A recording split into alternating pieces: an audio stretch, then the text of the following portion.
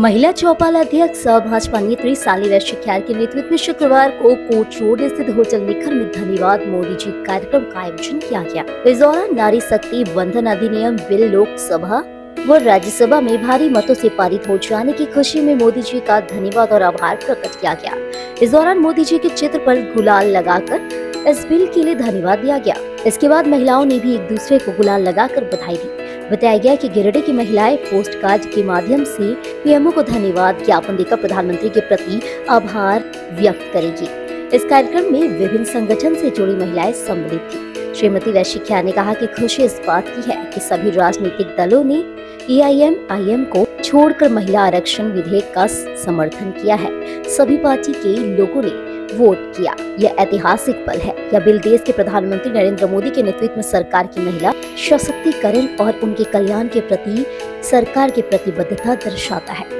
Doctor Pushpa Sinha ने कहा कि यह बिल हमारे देश की महिलाओं को उनकी योग्यता और सामर्थ्य के आधार पर सशक्त बनाएगा और समाज को एक नई दिशा में ले जाने में मदद करेगा।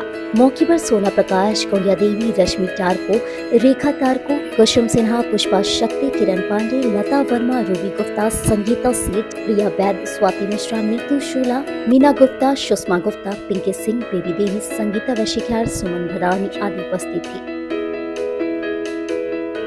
आज हम सभी यहाँ बहनें एकत्रित हुए हैं और वो वजह आप सभी जान रहे होंगे। हमारी खुशी की वजह क्या है?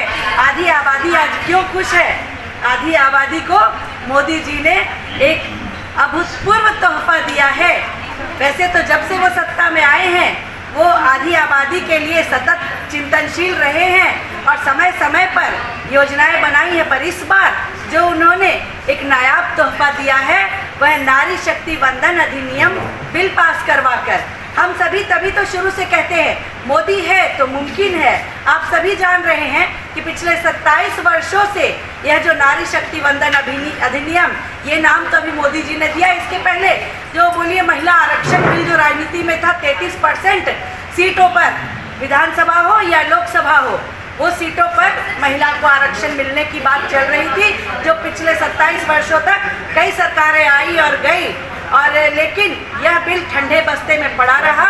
कोई भी पार्टी पास नहीं करवा पाया इस बिल को, लेकिन मोदी जी आए और ऐसे वो समझदार नेतृत्व उनका है, ऐसी सोच उनकी है, ऐसे समय पर उन्होंने बिल को सदन के पटल पर रखा कि किसी भी दल की, किसी भी व्यक्ति विशेष की, किसी भी नेता की, किसी भी पार्टी के हो, उनकी यह सोच नहीं हुई या बोलिए हिम्मत नहीं हुआ कि नारी शक्ति के बढ़ते कदम को वो रोक पाए और अंततः सभी को, चाहे उन्होंने खुशी से किया या मजबूरी में किया, लेकिन सभी ने सहर्ष इस बिल को पास किया और अंततः हम सभी राजनीतिक महिलाएं हो या समाज की भी हर एक महिला जो, क्योंकि जब एक महिला मल्टीटास्किंग करती है, अपने घर को संभालती है, तो एक बेहतर समाज का निर्माण भी नारी शक्ति कर पाएगी।